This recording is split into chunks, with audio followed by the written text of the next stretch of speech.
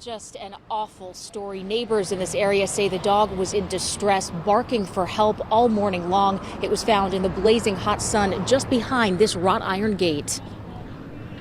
You can see a thick chain wrapped around this unshaded pole where a pit bull Rottweiler mix died today in the blazing hot sun. A young man who lives in the home says the dog's name was Choco and is usually tethered in the shade around the back because he has a tendency to run through the gate when it opens. Witnesses describe what they heard. It was more like a bark, more like for I guess for help or something, you know what I mean?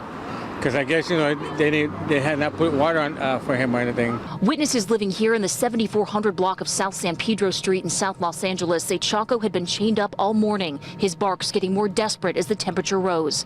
Witnesses say the fact that he was tied up without food, shade, or water was downright inhumane. When I came back around 10, the dog was barking.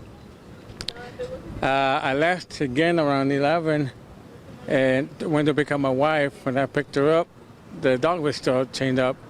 We were here for about 2.5 hours, 3 hours. I guess somebody must have called the cops.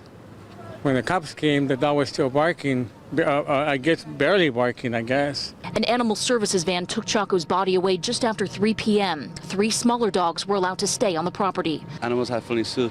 For them to be suffering in the sun, it is sad for them. Other neighbors say they've seen all of the dogs, including Choco, roaming the property before. Just walking by, back and forth, you see the dog running around though, they look healthy. But neighbors say what happened today was inexcusable and somebody needs to be held accountable for what happened. As a pet owner, their responsibility is to be out here taking care of the pets, like if it's their children, not like if it's just an animal that no one cares about.